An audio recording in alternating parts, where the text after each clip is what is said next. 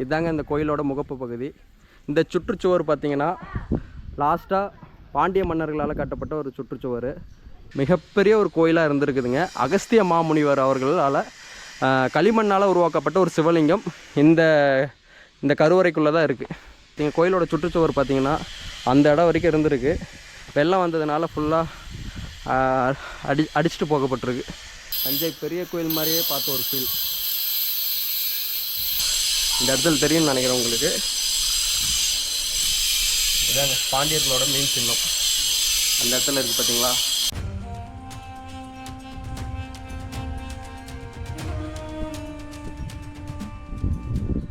Hey guys, வணக்கம். நான் உங்கள் ஷிவ். இன்றைக்கி நான் வந்திருக்கக்கூடிய இடம் கரூர் மாவட்டத்தில் காவிரி நதியும் அமராவதி நதியும் சரஸ்வதி நதியும் ஒன்றா சங்கமிக்கக்கூடிய திருமுக்கூடல் அப்படின்ற மிகப்பெரிய பழமை வாய்ந்த ஒரு கிராமத்துக்கு தான் வந்திருக்கேன். கிட்டத்தட்ட இந்த திருமுக்கூடல் 1000 வருஷத்துக்கு முன்னாடி சோழ மன்னர்களால் கட்டியமைக்கப்பட்ட ஒரு மிகப்பெரிய ஒரு நகரமாக இருந்திருக்கு.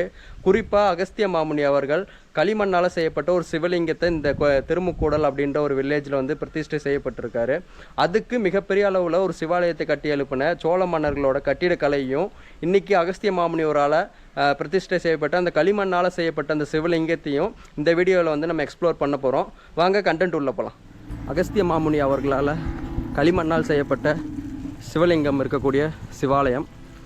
இந்த சிவாலயத்தோட முகப்பு பகுதி இதுதான். இந்த சிவாலயம் திருமுக்கூடல் அப்படின்ற ஒரு காவிரி அமராவதி இன்னொரு புண்ணிய நதி சேரக்கூடிய ஒரு இடத்துல அமைஞ்சிருக்குங்க. இதுதாங்க இந்த கோயிலோட முகப்பு பகுதி. இந்த சுற்றுச்சுவர் பார்த்திங்கன்னா லாஸ்ட்டாக பாண்டிய மன்னர்களால் கட்டப்பட்ட ஒரு சுற்றுச்சுவர். அதுக்கு அடையாளமாக மீன் சின்னங்கள்லாம் இருக்குது. அது ஃபைனலாக நான் உங்களுக்கு காட்டுறேன். சரி வாங்க உள்ளே போயிட்டு கோயிலோட இன்டீரியரை போய் பார்ப்போம். சோழர்கள், நாயக்க மன்னர்கள், பாண்டியர்கள் இவர்களுடைய கட்டிடக்கலை வந்து மிக நேர்த்தியாக இந்த கோயிலில் வந்து பதியப்பட்டிருக்குது. அது ஒவ்வொன்றா போய் பார்ப்போம்.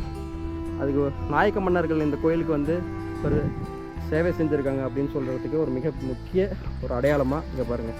இந்த சிதிலம் அடைஞ்சிருக்கக்கூடிய இந்த தூண்கள் அமைப்பில் நாயக்க மன்னர்களோட ஒரு புடைப்பு சிற்பம் அமைஞ்சிருக்கு. இப்போ கோயில் வந்து இந்து அறநிலைத்துறையால் புனரமைக்கப்பட்டுட்டு வருதுங்க. தமிழ்நாடு இந்து அறநிலைத்துறையால். அதனால் இப்போது வேலைப்பாடுகள் நடந்துக்கிட்டு இருக்கு. சரி வாங்க உள்ளே போய் பார்ப்போம்.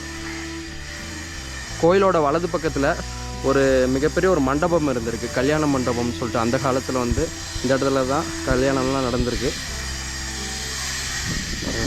எவ்வளோ பழமை மரம்னு இருக்குது. இடது பக்கத்தில் பார்த்திங்கன்னா அமராவதி நதி ஓடிக்கிட்டு இருக்கு.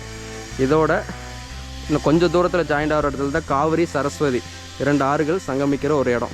மிகப்பெரிய ஒரு புண்ணியஸ்தலமாக அந்த காலத்தில் வந்து சிறப்புற்று விளங்கியிருக்கு.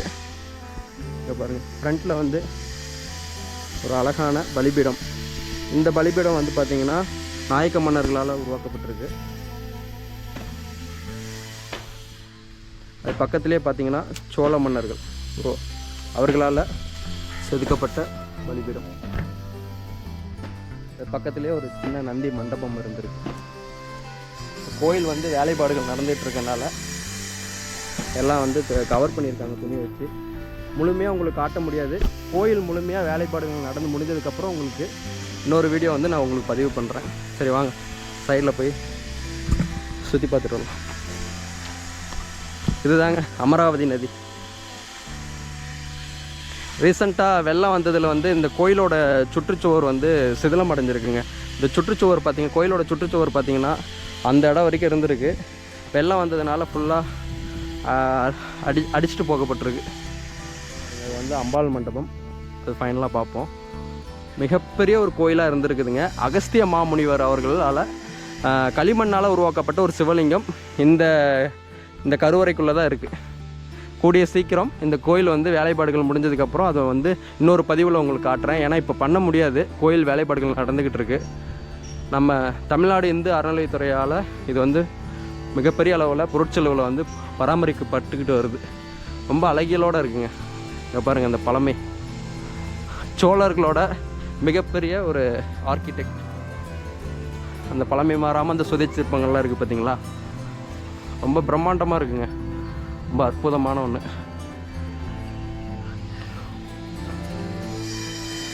முழுக்க முழுக்க சுடுமணல் செங்கலால் கட்டப்பட்டிருக்கு. உத்திரம் வரைக்கும் கருங்கற்களால் கட்டப்பட்டிருக்கு. இந்த கோயிலோட இன்னொரு சிறப்பு என்னன்னா, இன்டர்லாக்கிங் சிஸ்டம் மூலியமாக தான் கட்டியிருக்காங்க.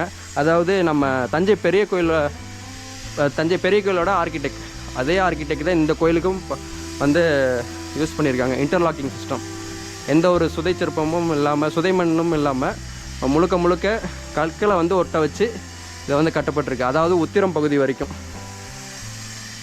பாருங்கள். அதுக்கு உத்திரத்துக்கு அப்புறம் முழுக்க சுதை சிற்பங்கள் அதன் மூலியமாகவே கட்டப்பட்டிருக்கு. முற்கால சோழர்களோட ஒரு ஆர்கிடெக்டுங்க. ரொம்ப ஒரு அழகியலோடு இருந்திருக்கு. ரொம்ப நுணுக்கமாக இதை வந்து கட்டப்பட்டிருக்கு. பல தடைகளை தாண்டி தாங்க இந்த கோயில் வந்து புனரமைச்சுப்பட்டு இருக்கு. பாருங்கள், இது நாயக்க மன்னர்களால் கட்டப்பட்ட ஒரு சிவாலயம். ரொம்ப அற்புதமாக இருக்குது. சிவனுக்காக பல மன்னர்கள் வந்து தொண்டு செஞ்சுருக்காங்க. அதில் நாயக்க மன்னர்களும் கடைசியாக மிக சிறப்பளவில் செஞ்சுருக்காங்க. சோழர்கள், பாண்டியர்கள், நாயக்கர்கள், இந்த 3 மன்னர்களும் இந்த கோயிலுக்காக மிகப்பெரிய அளவில் தங்களோட ஒத்துழைப்பை கொடுத்துருக்காங்கங்க. சிவனுக்காக மிகப்பெரிய அளவில் ஒரு சேவை செஞ்சுருக்காங்க. அது நல்லா நம்ம வந்து அடையாளம் காண முடியுது. இந்த இடத்துல பார்த்திங்கன்னா தட்சிணாமூர்த்தியோட சன்னதி இருந்திருக்கு. பாருங்கள், சின்ன சின்ன புடைப்பு சிற்பங்களோட வேலைப்பாடுகளே ரொம்ப நுணுக்கமாக இருக்குங்க. ரொம்ப அற்புதமாக இருக்குது. சரி வாங்க அடுத்தது பார்ப்போம். இது வேலைப்பாடுகள் நடந்துக்கிட்டு இருக்கனால நம்ம முழுமையாக பார்க்க முடியாது. அவுட்ரு மட்டும் உங்களுக்கு காட்டுறேன். பாருங்கள், இங்கே ஒரு வந்து விநாயகர் சன்னதி இருக்குது. சின்ன ஒரு விநாயகர் சன்னதி. இதெல்லாம் நாயக்க மன்னர்களால் கட்டப்பட்ட ஒரு சன்னதி. கோயில் வேலைப்பாடுகள் நடந்துக்கிட்டு இருக்கனால கற்கள்லாம் எடுக்கப்பட்டிருக்கு. இதாங்க கோயிலோட பின்புற பகுதி. கோயில் வேலை போயிட்டுருக்கு. கொஞ்சம் சவுண்டாக தான் இருக்கும் பேக்ட்ராப்பில், கொஞ்சம் பார்த்துக்குங்க. பாருங்கள், எவ்வளோ பிரம்மாண்டமாக இருக்குது பாருங்கள். ரொம்ப அற்புதமான ஒரு கலைப்படைப்பு. தஞ்சை பெரிய கோயில் மாதிரியே பார்த்த ஒரு ஃபீல். ஓகே, இதெல்லாம் பார்த்தீங்கன்னா அந்த யாழி அமைப்பு தெரியுதா உங்களுக்கு? முழுக்க யாழி அமைப்பு. இது சோழர்களுக்கு ஒரு குறித்தான அடையாளம். அது மட்டும் இல்லாமல் கல்வெட்டுக்கள்லாம் நிறையா இருக்குங்க. பாருங்கள், சின்ன சின்ன புடைப்பு சிற்பங்கள்லாம் எல்லாம் எடுத்து வைக்கப்பட்டிருக்கு. கல்வெட்டெல்லாம் ரொம்ப நேர்த்தியாக செதுக்கப்பட்டிருக்கு. தமிழ் கல்வெட்டுக்கள் பாருங்கள்.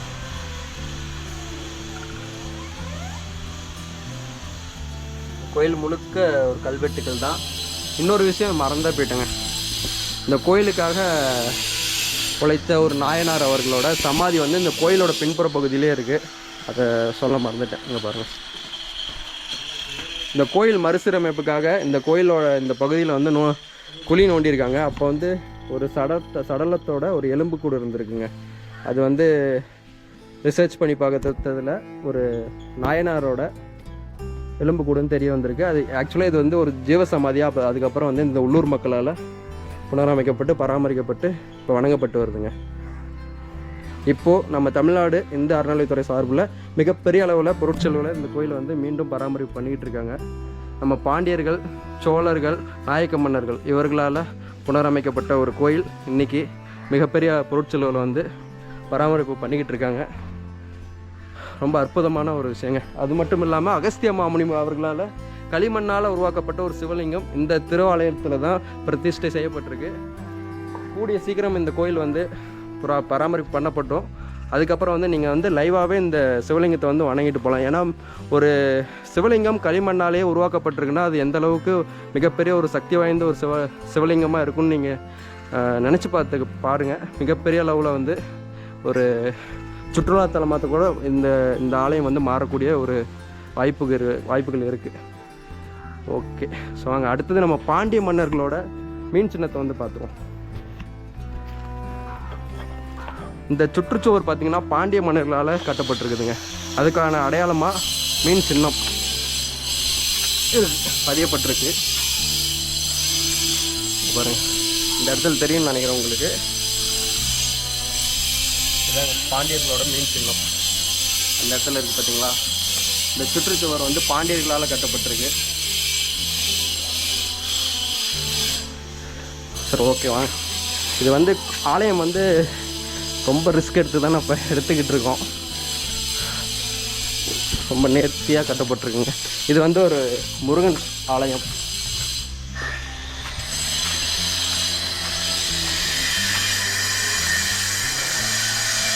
நம்ம தமிழ்நாடு கவர்மெண்ட்டால் இப்போ கட்டப்பட்டிருக்கு.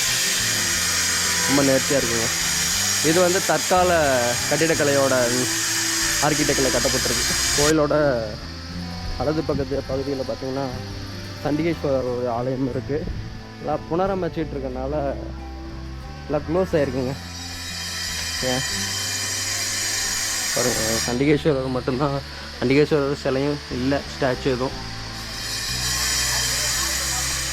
பாருங்க, முழுக்க முழுக்க யாழி அமைப்பு, கல்வெட்டுக்கள் ரொம்ப அற்புதமாக இருக்குது. மிகப்பெரிய ஒரு கோயிலாக இருந்திருக்குங்க. ஒரு அர்த்த மண்டபம் மட்டும் பாருங்கள், கருவறையும் அர்த்த மண்டபமும் மகா மண்டபமும் பாருங்கள், வேறு லெவலாக இருக்குங்க. இதுதான் கருவறை, இது வந்து அர்த்த மண்டபம், இது வந்து மகா மண்டபம். அதோடு இணைஞ்ச நம்ம அம்பாலோட சன்னதி பாருங்கள் எவ்வளோ அழகாக இருக்குது பார்த்தீங்களா. சிவன் கருவறையோட இடது பக்கத்தில் அம்பாள் சன்னதி அமைஞ்சிருக்குங்க. இந்த அம்பாள் சன்னதி பார்த்திங்கன்னா சோழர்களும் புனரமைச்சிருக்காங்க, நம்ம பாண்டிய மன்னர்களும் புனரமைச்சிருக்காங்க. பாருங்கள் எவ்வளோ நேர்த்தியான அழகியலோடு கட்டப்பட்டிருக்கு. உத்திரம் வரைக்கும் கற்றளி கோயிலாகவும், அதுக்கப்புறம் சிக்கார அமைப்பு பார்த்திங்கன்னா சுதை செங்கல் வச்சு கட்டப்பட்டிருக்கு. இப்போ எல்லாமே அந்த புடைப்பு சிற்பங்கள் எல்லாமே சிதிலம் அடைஞ்சிருக்கு. இப்போ புனரமைப்பு பண்ணிக்கிட்டு இருக்கிறாங்க. எவ்வளோ அழகாக இருக்குது. கல்வெட்டுக்கள்லாம் நிறையா இருக்குங்க. இதில் நாயக்க மன்னர்களோட கல்வெட்டும் சோழர்களோட கல்வெட்டும் ரொம்ப நிறையா இந்த கோயில் முழுக்க செதுக்கப்பட்டிருக்கு. பாருங்கள், அது முழுக்க கல்வெட்டு தான், தெரியும். சரி வாங்க, கோயிலோட முன்பகுதி போய் பார்த்துருவோம். கோயில் வேலைப்பாடுகள் நடந்துகிட்டு இருக்கனால கோயிலோட அவுட்டரோட பகுதியை மட்டும்தான் நான் காமிச்சிக்கிட்டு இருக்கேன். பாருங்கள், கோயிலை வந்து முழுமை பெற்றுச்சுன்னா நீங்கள் வந்து விசிட் பண்ணால் தான் இந்த கோயிலுக்கு வந்து ஒரு அர்த்தம் கிடைக்கும். பாருங்கள் எவ்வளோ அழகியலோடு இருக்குது. கிட்டத்தட்ட ராஜராஜ சோழன் காலத்தில் மிகப்பெரிய அளவில் இந்த கோயில் வந்து பேசப்பட்டிருக்குங்க. நம்ம அகஸ்திய மாமுனி வந்து இந்த கோயிலுக்கு வந்ததாகவும், இங்கே வந்து ஒரு களிமண்ணால் உருவாக்கப்பட்ட ஒரு சிவலிங்கத்தை பிரதிஷ்டை செய்யப்பட்டதாகவும் இந்த மக்களால் நம்பப்படுது. இந்த லிங்கமும் இந்த சிவன் கருவறைக்குள்ளே இன்னமும் இருக்குங்க. இந்த கோயில் வந்து முழுமையாக வேலைப்பாடுகள் நடந்து முடிஞ்சதுக்கப்புறம் நீங்கள் ஒவ்வொருத்தரும் வந்து விசிட் பண்ணக்கூடிய ஒரு மிகப்பெரிய ஒரு நல்ல ஒரு இடங்க. ஏன்னா 3 ஆறுகள் வந்து இந்த இடத்துல சங்கமிக்குது. அமராவதி, சரஸ்வதி, காவேரி நதி. ரொம்ப ஒரு வரலாற்று சிறப்புமிக்க பழமை வாய்ந்த ஒரு திருத்தலங்க. கண்டிப்பாக ஒவ்வொருத்தரும் வந்து விசிட் பண்ணி பாருங்கள். இந்த பகுதி தான் இங்கே இருக்கிற சன்னதி பார்த்திங்கன்னா காலபைரவர் சன்னதி. இதெல்லாம் வந்து நாயக்கர் காலத்தில் கட்டப்பட்டது. பாருங்கள், அம்பாள் சன்னதியோட முன்பக்கம். இதில் கோயிலோட ஒரு ட்விஸ்ட் என்னன்னா, இந்த அமராவதி நதியில் வந்து வெள்ளம் வந்தபோது இந்த கோயிலோட பாதி பகுதி வந்து பார்த்திங்கன்னா மணலால் வந்து மூடப்பட்டிருந்துருக்கு. காலங்கள் கடந்து போக போக இந்த கோயில்கள் வந்து தானாக வெளிப்பட்டு இப்போ பாருங்கள் முழுமையாக இப்போ வந்து நம்ம தமிழ்நாடு கவர்மெண்ட்னால் அறநிலைத்துறையால் புனரமைப்பு செய்யப்பட்டுருக்கு. இந்த உள்ளூர் மக்களோட சப்போர்ட்டு மிகப்பெரிய அளவில் இருக்குங்க. நீங்கள் ஒவ்வொருத்தரும் விசிட் பண்ணால் தான் இந்த கோயில் வந்து இந்த திருத்தலம் வந்து இன்னும் மேலும் சிறப்பு மிக்க ஒரு இடமா அமையுங்க. ஏன்னா இது நிறைய பேர்த்துக்கு இன்னும் இந்த திருத்தலம் இருக்கிறதே தெரியாது. மிகப்பெரிய ஒரு வரலாற்று சிறப்பு வாய்ந்த ஒரு திருத்தலம். பாருங்கள் எவ்வளோ அழகியலோடு இருக்குது. இந்த கருவறைக்குள்ளே தாங்க அகஸ்திய மாமுனி களிமண்ணால் செய்யப்பட்ட சிவலிங்கம் இன்னும் இருக்குது. நீங்கள் ஒவ்வொருத்தரும் கண்டிப்பாக வந்து விசிட் பண்ணி பாருங்கள். ரொம்ப அருமையாக இருக்குது. ஓம் நம சிவாய. கைஸ், ஃபைனலாக 1000 வருடங்களுக்கு முன்னாடி நம்ம ராஜராஜ சோழ மன்னனால் கட்டப்பட்ட மிக பழமையான இந்த சிவாலயம் நம்ம பாண்டிய மன்னர்கள், நாயக்க மன்னர்களால் புனரமைக்கப்பட்டு இப்போ காலம் கடந்தும் கம்பீரமாக நின்றுட்டு இருக்குங்க. இப்போ நம்ம இந்து அறநிலைத்துறை, அதாவது நம்ம தமிழ்நாடு இந்து அறநிலைத்துறை சார்பில் இந்த கோயில் வந்து இப்போ பராமரிக்கப்பட்டு வந்துக்கிட்டு இருக்கு. கூடிய சீக்கிரத்தில் இந்த கோயில் வந்து பராமரிக்கப்பட்டுரும். நீங்களும் கண்டிப்பாக வந்து இந்த கோயிலை வந்து விசிட் பண்ணி பாருங்கள். அடுத்து ஒரு வரலாற்று சிறப்புமிக்க ஒரு கோயிலில் வந்து நான் உங்களை மீட் பண்ணுறேன். மிக்க நன்றி.